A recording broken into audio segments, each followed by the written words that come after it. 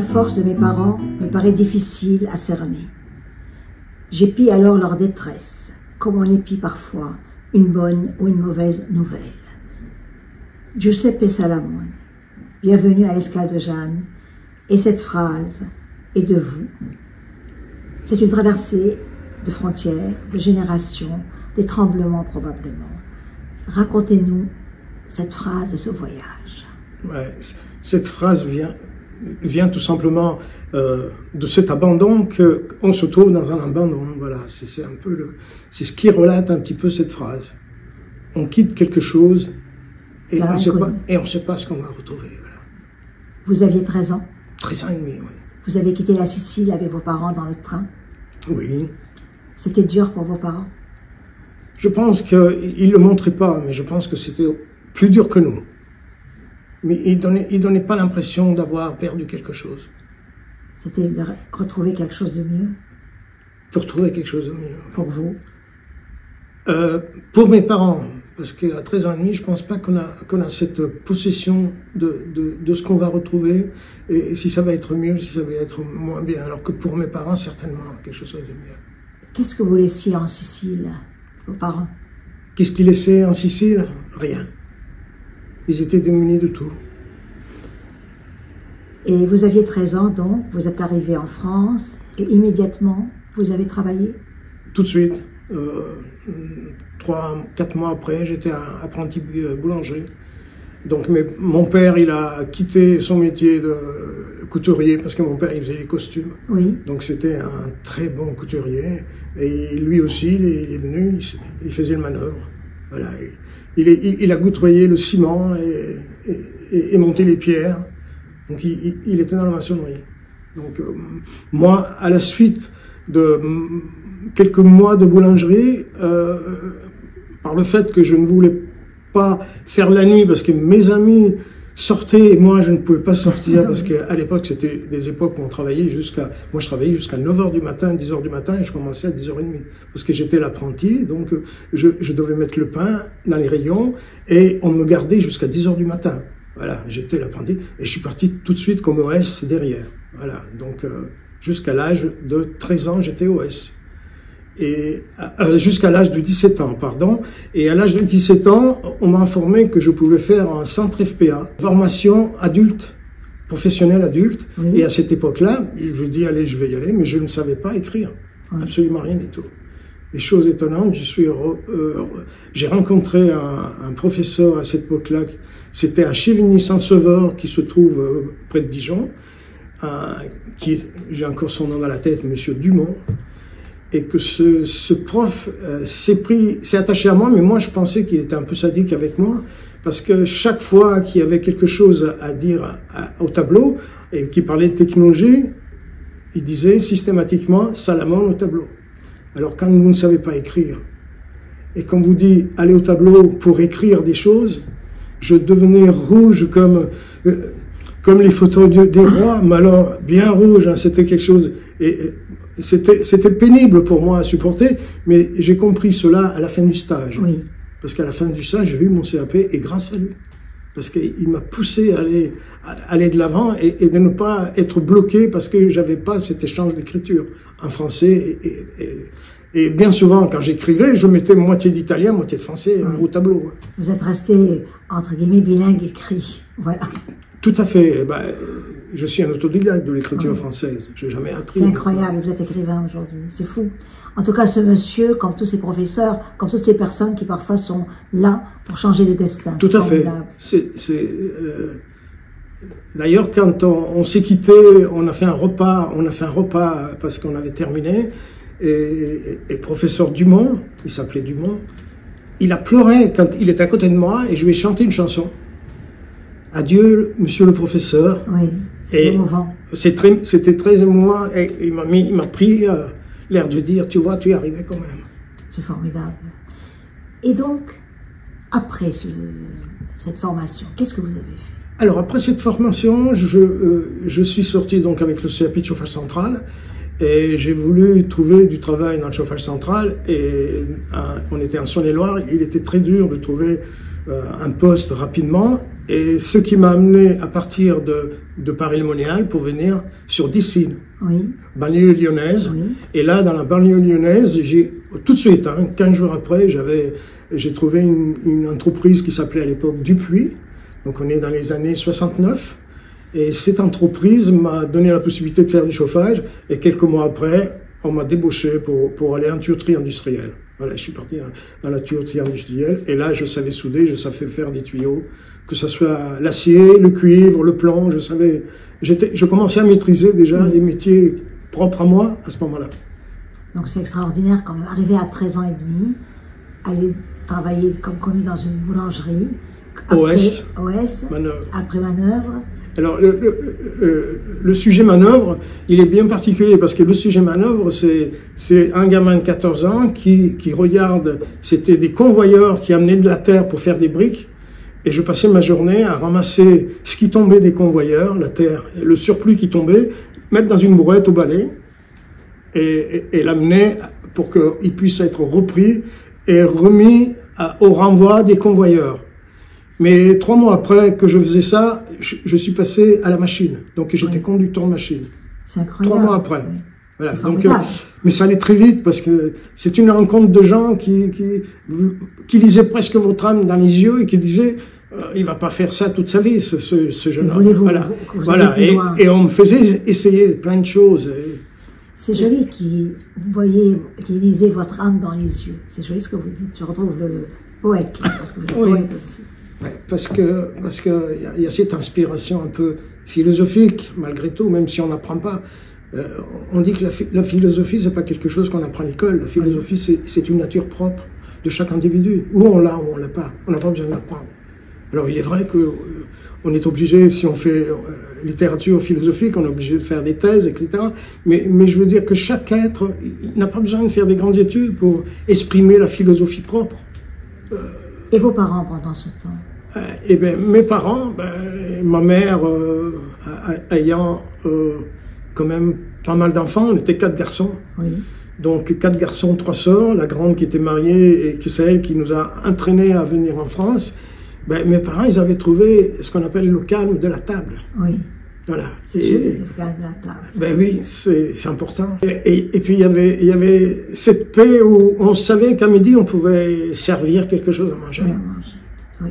Voilà, donc ma mère, elle était, au bout de quelques temps, elle était épanouie parce que, bon, il y avait... Elle avait le calme de la table. J'ai appris beaucoup de choses en 2 minutes, là. Vraiment. Mais par contre, il est vrai qu'il devait certainement ressentir cette coupure parce qu'elle a encore sa mère en Sicile, elle avait ses frères, ses sœurs, abandonnés comme ça, toute une famille, et puis une tante aveugle qui elle s'est retrouvée toute seule.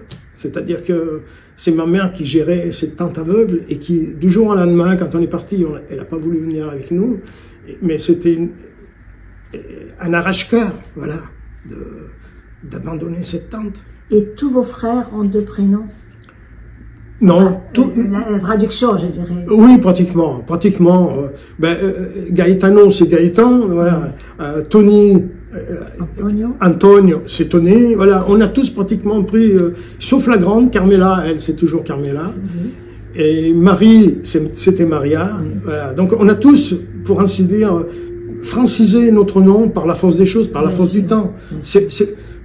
Tout simplement parce que dans les échanges avec les autres personnes, on vous appelle, c'est les autres personnes qui vous donnent pratiquement la transformation en français. Oui. Donc on vous dit, moi Joseph, lorsque j'ai pris la nationalité française par le mariage, le juge, il a trouvé bon de mettre Joseph.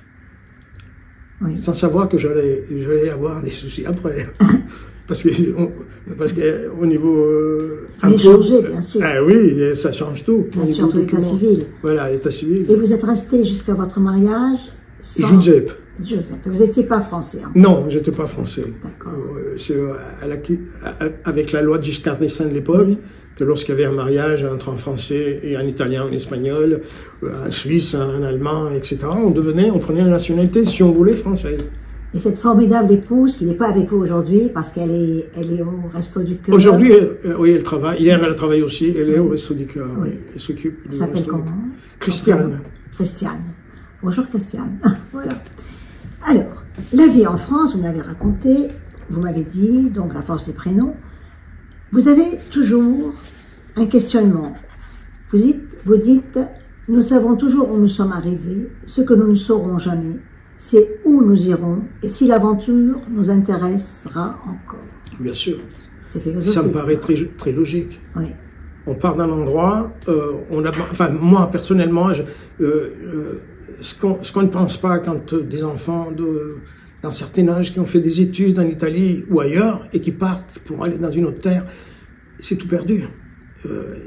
Les acquis qu'on a, qui paraissent essentiels pour l'avenir de la vie, sont perdus. Donc il faut recommencer, il faut s'adapter à autre chose.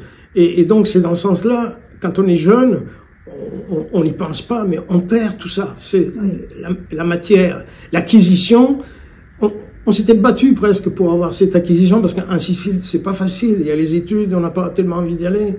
L'école, c'est une demi-journée. Oui. On est pris un peu par l'envie de jouer, et c'est déjà très dur à conquérir un petit peu le savoir. Et quand du jour au lendemain, on dit on va s'en aller, c'est un peu... Oui. Le monde s'écroule sur vous. Vous dites autre chose aussi. Vous avez écrit « Le matin, le merle ne peut s'empêcher de venir voir si les volets s'entr'ouvrent. » Ce n'est plus lui, mais sa descendance qui perpétue l'habitude. Et vous terminez, comme souvent, à tutti. Le merle, c'est vous aujourd'hui. Et demain, ce sera vos enfants. Pratiquement. Pratiquement. Pour qui vous écrivez? Alors, j'écris... si certains écrivent pour eux-mêmes, et moi j'écris pour le monde.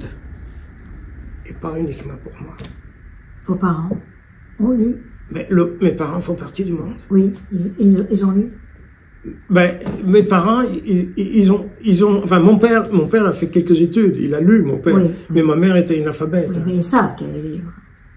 Et mes parents ont décédé, donc les deux, ils sont morts avant la. Mais c'est pas grave, on perpétrer quand même. Mais ils sont là toujours, de toute façon. Bien sûr. Toutes les semaines, j'apporte les fleurs au cimetière. Ça s'appelle comment? Alors, Giuseppa, ma mère, donc c'est Josefa, oui. Giuseppa, et mon père c'est Faustino. Et, bon, je pense que quelque part dans leur monde, ils doivent lire un petit peu. Et ils sont morts en paix, puisque la table était tranquille. Là. Alors, pour l'histoire de la paix, mon père est mort chez moi. Oui. Dans un appartement que j'avais mis à la disposition de mes parents pour qu'ils habitent là pour un peu plus d'aisance, parce que mon père il était à la fin sur un fauteuil roulant, et donc parce que c'était un grand appartement, donc ils ont habité chez moi, et ma mère est morte chez moi, mais dans ma maison par contre, parce qu'on a gardé ma mère jusqu'à la mort chez moi pendant 15 mois. Donc j'ai quitté ma mère en lui tenant la main, voilà, quand et s'est éteinte, j'étais là à côté d'elle. On n'a pas dit aussi que vous étiez chef d'entreprise à une période, vous avez beaucoup voyagé, vous avez fait beaucoup de choses. Alors, dans cette émigration, j'ai une grande chance, je suis toujours tombé avec des gens bienveillants, oui. Voilà, et qui m'a permis d'aller gravir les échelons de la vie, dans le métier, mais en travaillant quand même. Hein, voilà. Donc, on acquiert chef d'équipe, chef de chantier, chef d'entreprise. Voilà, chef d'entreprise, j'ai fini ma carrière comme chef d'entreprise. En faisant l'Arabie Saoudite, en travaillant dans toute la France entière, je connais toutes les villes de France. Je crois que très peu peuvent s'honorer et de dire je connais chaque ville, chaque département, alors que moi j'ai travaillé, je suis resté 2-3 mois à chaque chantier que je faisais et travaillé pour l'armée, pour les banques, pour l'administration, parce que les groupes électrogènes, ça consistait à installer des groupes électrogènes de secours. Et donc j'ai passé 15 ans de ma vie à faire cela. Et avec l'Arabie Saoudite, puisque je suis resté 2 ans en Arabie Saoudite pour installer des groupes électrogènes.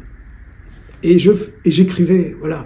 C'est-à-dire que l'éloignement me faisait faire des poèmes, me faisait remplir des pages blanches. C'était un parallèle à votre vie? C'était un parallèle à ma vie, oui. Voilà. Et puis c'était un tremplin en même temps. Et puis il y a un certain bonheur d'écrire, je ne sais pas, chaque écrivain a un petit peu son dada à lui, sa façon d'écrire, la manière dont il va attribuer les lettres, ce qui résonne bien à l'oreille des personnes. Moi, je faisais pas pour que ça soit bien, pour que ça soit vendu. Je faisais cela par un plaisir personnel. Et il y avait certains mots qui n'avaient peut-être pas de sens et que je trouvais très beaux. Et je m'apitoyais sur ce mot à dire, mais pourquoi il sonne pas beau, qu'il n'est pas très utilisé. Et j'essayais de faire que ce mot, en alignant des mots à côté, apporte justement un bien-être à cette lecture. J'aimais le mot par lui-même, c'est-à-dire j'aimais non pas le fait d'écrire pour cela, pour faire voir que j'écris, mais le partage, mettre en avant les autres, que les autres puissent se reconnaître dans l'écriture. Le mot vous bouleverse, quand moi aussi j'ai été bouleversée par votre écriture. J'ai été bouleversée, alors que je connais très bien l'Italie, j'ai même vécu en Italie, par votre A tutti. Qu'est-ce qu'il y a dans le A tutti de Giuseppe Salamone? Mais A tutti, c'est une bienveillance envers les autres. C'est un salut, et un salut qu'on ne donne pas simplement à une personne, mais à le monde. Enfin, on revient dans le monde, c'est-à-dire qu'on partage. À toutes, c'est à tous. À toi, en Angleterre, hein, voilà. Donc on aime bien, et moi j'aime bien finir par à tout le monde, parce que c'est un peu quand on rentre dans une maison, même s'il y a des gens qui vous font la tête, que vous aimez pas, qui vous aiment pas, quand on s'en va, le salut, on oublie tout et on dit au revoir à tout le monde. On n'est pas spécifiquement la personne qu'on est venu voir, c'est à toute la famille, voilà. En tout cas, c'est un mot qui m'aimait beaucoup quand vous l'écrivez à la fin, parce que vous écrivez bien sûr en français et tout, quand vous m'envoyez parfois, comme pour cette interview, des messages, et j'aime bien votre A tutti. Ça sonne comme ça, comme pas seulement de... C'est une finalité, oui. On me parle de revoir. Voilà, c'est un salut bienveillant. On oublie tout ce qui s'est passé et on rentre dans la bienveillance des personnes. Voilà, c'est un salut qu'on partage avec le monde entier. Vos livres sont là, on va les voir tout à l'heure. J'ai pas beaucoup parlé des livres, même si j'ai pris des morceaux du livre, j'ai voulu parler de vous. Est-ce que vous chantez? Je chante. Vous allez me chanter quelque chose? Ah, je chante, c'est-à-dire que dans ma période de France, à l'âge de 16 ans, j'avais appris la batterie. Oui. Et j'étais chanteur dans une petite orchestre. On faisait des balles dans les chapiteaux. Oui. Donc, et on sillonnait la Saône-et-Loire, l'Allier. Et je faisais des balles. Ça a duré le temps que je parte de Paris-Lémonial. Et oui, je chante même à l'époque. Aujourd'hui, l'âge fait que peut-être il y a plus de souffle de la jeunesse, mais je chantais toutes les chansons, surtout les chansons d'Adamo. Hein, Qu'est-ce que vous me chanteriez là? Alors là, peut-être un petit peu de Caruso. Allons-y. Qui dove il mare luccica e tira forte il vento. Qui dove il mare luccica e tira forte il vento su una vecchia terrazza davanti al vento di Sorrento. Te voglio bene assai, ma tanto bene sai, è una catena ormai che sceglie il sangue di ma bene sai. Alors, j'ai un peu oublié la chanson. C'est pas grave, vous êtes ému et moi je suis ému de vous écouter. Voilà, Dans votre tête, quand vous dites ces mots, en français, ça résonne comment? Pour qu'on dise à nous, à ceux qui vont nous écouter. Ça résonne la même chose qu'en italien. Ça résonne exactement de la même manière. Qu'est-ce qu'il y a dans cette chanson? Eh ben, il y a le souci de présenter un amour, de présenter qu'on est confronté malgré tout, si on va un peu plus loin, à la mort. Caruso, quand il chante cette chanson, il la chante bien pour Caruso. Lui qui est parti en Amérique, qui a émigré, qui était un grand ténor. Et il y a la vie, l'amour et la mort dans cette chanson. Nous sommes malheureusement presque au bout parce qu'on a un temps précis pour que ça puisse tenir partout. D'accord. Je voulais juste vous demander, vous préférez la cuisine italienne ou la cuisine française? Alors moi, mon épouse est française. Oui. Elle me fait une très bonne cuisine. On ne fait pas partie des personnes qui achètent tout près, industriel. C'est mon épouse qui fait. Et elle fait une excellente cuisine. Elle est très bonne. Mais je vais tous les ans en Italie, en Sicile. Je retourne tous les ans en Sicile. Et quand j'arrive là-bas, les saveurs dans les rues, ça me rappelle mon enfance. Donc. Oui, bien sûr. Voilà. Bien sûr. Vous savez, vous êtes, comme je l'ai dit, très émouvant, très bouleversant. Et le mot pour vous a son importance. Et je crois que pour nous, On comprend comment chaque mot, chaque odeur, chaque phase de la vie est importante. Un homme excessivement émouvant, appliqué aussi, bienveillant, comme pour ne pas déranger. Et en même temps, vous êtes un monde, vous-même. Alors, on va peut-être montrer vos livres. Vous avez écrit 2 livres. Si vous voulez prendre le premier et nous lire le titre vous-même. Sicile, tout au bout du voyage à la France. Voilà. Donc, je l'avais chroniqué aussi. Un arrache-cœur pour moi, parce que dès que je le lis, alors j'espère que ça donne pas à quelqu'un qui lit le livre les mêmes émotions en profondeur, hein, je parle, et que ça soit plaisant, cette lecture. Elle est très plaisante. Voilà. Et en même temps, mais comme vous, on découvre le train. Oui, le train voilà, du passage voilà. De l'Italie en France. Oui, et ben, quand on découvre, c'est l'arrache-cœur quand même. Parce que malgré tout, on aime sa terre, et peu importe l'âge qu'on a, et peu importe l'âge du départ. Mais j'ai appris à aimer la France. Bien sûr. Et la France m'a donné beaucoup de choses. Oui, bien sûr. Donc ce livre magnifique, on va le repasser tout à l'heure en plan de couverture, et il y a ça aussi. Alors celui-là, par contre, c'est un recueil de poésie. C'est votre photo? C'est ma photo. Oui, justement. C'est ma photo. Là, j'étais piqué, 68, grève 68. Oui. J'étais piqué, c'est comme j'étais le plus jeune, et je faisais le jour et la nuit, comme piqué, pendant 30 jours. Et j'ai eu 2 centimes d'augmentation après. Mais, et j'étais là pour garder le directeur de l'entreprise, qui s'appelait à l'époque Fauchon, oui. Était à l'intérieur, oui. Et on l'empêchait de sortir.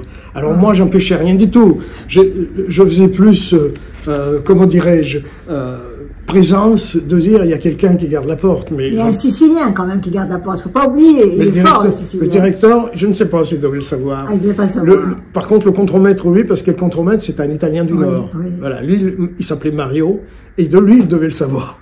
Et méditare. Méditare. Alors, on rentre dans la méditation, et comme moi, les poèmes, je médite beaucoup quand j'écris, et j'ai ce qu'on appelle une écriture facile. Je fais une ébauche de poème au bout d'un quart d'heure.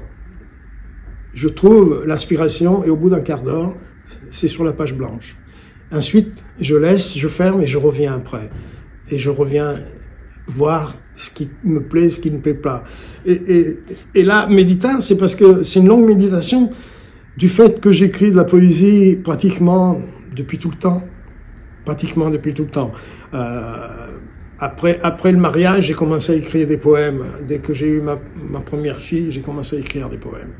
Donc ça m'a inspiré et je mettais ça de côté. Voilà, je mettais de côté et j'ai à peu près 500 poèmes dans mon ordinateur. Donc là, j'en ai choisi quelques-uns parce que je me suis dit, ça va finir dans un panier si ça reste dans un ordinateur. Et donc j'envisage encore de continuer à faire le reste. Et même le livre, il y a une suite parce que il ne s'arrête pas là. Hein.